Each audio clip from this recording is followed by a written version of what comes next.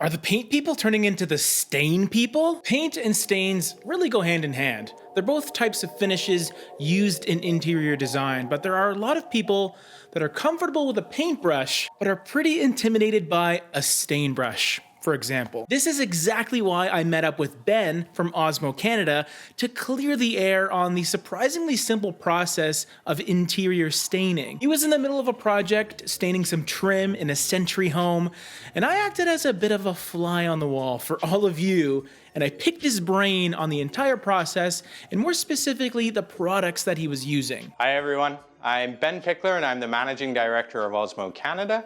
Today I'm going to be staining a window on a 110-year-old Century home using Osmo Oil Stain to stain the wood and then Osmo Polyx oil to top coat and protect the wood and the stained surface. So this is Osmo Oil Stain.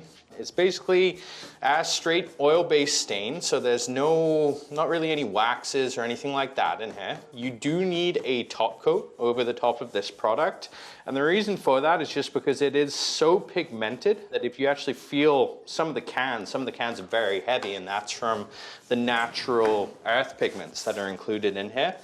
They're really high quality. They're going to provide UV protection against sun that's going to shine through the window onto the windowsill. So you can be sure that due to the quality of the pigments that you're going to get really good UV protection on it, as well as a nice even coloration. Throughout this whole process, I couldn't help but notice the brush that Ben was using. It's actually nice to see because a brush is a familiar tool for any painter, so it seemed like it would be a very easy transition for someone that maybe wasn't familiar with staining and buffing and wiping. So I definitely wanted some more information on the tools themselves. Take a look. Now I'm applying it here with one of our natural bristle brushes, and these are designed to be perfect brush to apply Osmo with. It's very soft, but it's also very dense. And so this, unlike a paintbrush that's used for doing like latex-based paint, this applies the perfect amount of Osmo to the surface. So you're gonna be sure that you're not gonna get over application, you're gonna get a nice even coloration. Brushes that are designed for paint tend to apply a little bit much of the Osmo product, just because they're designed to do an opaque finish on a wall. So you just want to make sure that you have the right applicator so that it's nice and easy to apply. And so that's the reason why we'd always suggest to use an Osmo brush if possible. Trim, just because you do have a lot of corners and everything like that, a brush is always preferable. When you have an inside corner on something, it can be a little bit difficult to use a wiping stain and actually get all the way into the corner. You look on the inside corner of something and it's darker in the corner. That's because there's pigment in there that's left behind that you can't really get out. Whereas using the brush, the bristles get really nicely into those corners so that you know that you've got a nice even coverage of the product and it's gonna look nice and even and it's not gonna look blotchy. There are always many ways to apply different products, but there's clearly the optimal methods depending on the project. Going with a brush is perfect for this kind of trim because not only does it hold the right amount of product, but it does a wonderful job at conforming to the shape of the wood trim itself. Another thing I really wanted to find out was how much time do I have to actually work with it before it dries? So I asked Ben about the open time. Because Osmo is originally designed for hardwood flooring, which are really big spaces, with this product, you've got at least a 20 to 30 minute open time, depending upon how warm it is in the property. Obviously in the summertime when it's really hot, more so 20 minutes. And right now in the middle of winter, you've got around about 30 minutes. That's great because you've got a nice long open time just to make sure that you get it all on there nice and even. And if there's a spot that you missed or maybe a spot that there's a little bit too much finish on, it's really easy within that window to just go back and pull it off and get it perfect. The type of finish that it is a hard wax oil. And Osmo is actually really unique in the hard wax oil world just because our products can be brushed, they can be rolled, we've even got sprayable products.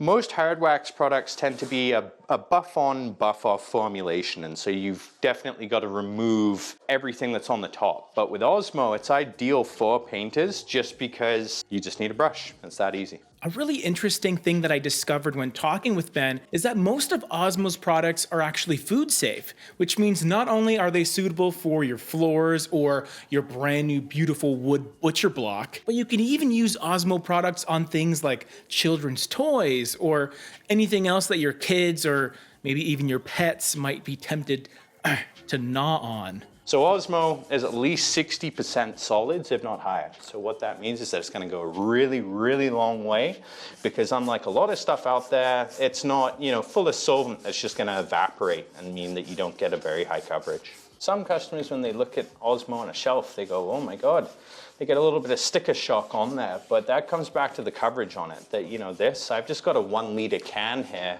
and in a lot of other stains, you need a liter to do this whole window. Whereas I'm honestly maybe using, 100 mil of that liter to do this whole window. So the thing that you have to bear in mind is that because Osmo goes such a long way, it's actually pretty cost effective when you look at it, per square foot. What you can actually do with this product as well, you can brush the product on, then you can actually wipe a whole section back. So the oil stain is actually variable intensity. In terms of you can achieve this coloration if you wipe it off with a cloth like you would a typical stain. But then because I'm using the brush, it's really easy just to put that on with the brush and get, a more intense coloration on that. Seems like you didn't use a whole lot. No, that's one of the things. We don't lie about that coverage. And so Osmo goes a long way. That 1 liter can will actually cover around about 650 square feet. Which that's about equal to a good gallon, if not maybe even 2 gallons of another finish out there. So that was the first half done. Check. I watched Ben work away applying that tobacco-colored Osmo stain onto the trim. Now all that was left was to apply the top coat of Osmo Polyx oil. What's cool is they both use a lot of the same components and are built and designed to be completely compatible. So what you have here with this project is really just a 1-2 punch of stain and then a clear coat. These are some that I actually did yesterday just to let them dry, just so I could put the clear coat over the top. A little bit of TV magic. So this stuff was done yesterday evening around about 5 o'clock. Because I've just got these pieces to do, I only need a tiny little bit of the product, because once again, this goes a really, really long way. One of the only things to bear in mind when using Osmo is because it goes such a long way, please apply it as thinly as you possibly can. And so what you're looking for is that brush to pretty much start brushing dry to the point where it's not really laying anything down on there before you go back to your tray and dip it in more product. And so 1 dip of this brush is pretty much going to do this whole piece of trim. One of the things about the Polyx oil is that Osmo, once again, is quite unique in its formulation, and that the oils is soybean oil, sunflower oil, and thistle. A lot of competing products out there actually use linseed oil, and the problem with linseed oil is that it's very yellow. Straight out of the can, you look at it and it's yellow. So that's going to impart yellow into your wood. And if it starts out on day 1 as yellow, what do you think it's going to look like in 5 years, 10 years? Osmo isn't going to do that. I know some people may call me a bit vain, but the majority of others will just say that I'm a YouTuber that talks about painting and decorating. So I was really curious to hear about some of the finishes that Osmo Polyx came in, and I wondered if Ben had a perspective on the design aspect of interior staining. Basically, I wanted to find out what was popular or poppin' these days, as some people say, I guess. Matte is really popular on flooring at the minute, and that's sort of the look that most people are going for, a very matte surface. The gloss is more something that's used on furniture. We've even got guys who actually use it on guitars, just because they really like the higher sheen on that. Now, you could use it on a floor if you want to, but we don't really recommend it at the minute, just because it's not very trendy. And the other thing too is that the shinier that a surface is, the more that scratches tend to show up in it. And so on a floor, you don't want to see every scratch that's inevitably gonna accumulate just over the years. And so that's the reason why a matte sheen is a really good idea. If you've got kids, big dogs, or anything like that, then please don't put a really glossy floor coating down.